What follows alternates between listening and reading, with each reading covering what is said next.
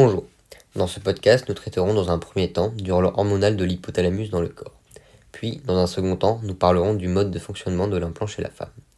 L'hypothalamus est un organe situé en bas du cerveau. Son rôle est de relier le système nerveux au système endocrinien, soit les organes relâchant des hormones dans le sang. Il libère de la GnRH, hormone de la libération des gonadotrophines hypophysaires, hormone ayant un grand rôle lors de la puberté. Lorsque celle-ci atteint l'hypophyse, située juste en dessous de l'hypothalamus, elle stimule la libération des hormones lutéinisantes et folliculostimulantes, responsables de la production des gamètes, spermatozoïdes ou ovocytes, ainsi que des hormones sexuelles, testostérone ou œstrogène et progestérone chez la femme. Chez la femme, les ovaires produisent œstrogène et progestérone. Leurs niveaux vont varier tout au long de la vie. Lors de la puberté, leur libération déclenchera le cycle menstruel, soit l'ovulation et les règles.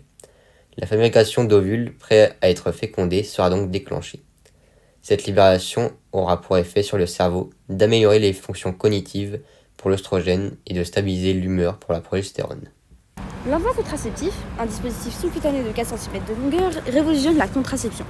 Il libère en continu l'hormone progestative étonogestrel, inhibant l'ovulation, épaississant la glaire cervicale et compliquant donc la fixation de l'œuf. Destiné aux femmes évitant les oestrogènes, il offre une efficacité remarquable de 99,9% sur 3 ans, réduisant donc les risques liés aux oublis de prise de pilule pour certaines.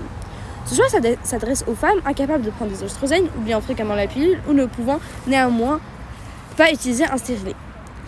Ceci dit, des contre-indications existent, comme des antécédents d'embolie pulmonaire, des problèmes hépatiques graves, des saignements vaginaux inexpliqués ou une tumeur réactive aux hormones sexuelles. Les avantages de l'implant sont multiples. Son efficacité immédiate dès 24 heures après la pose en fait une option fiable. La longue durée d'action sur 3 ans élimine les oublis, permettant donc un espacement des grossesses. Sa composition sans oestrogène la rend accessible aux femmes présentant des contre-indications à ces hormones. La pose réalisée par un professionnel de santé requiert une anesthésie locale.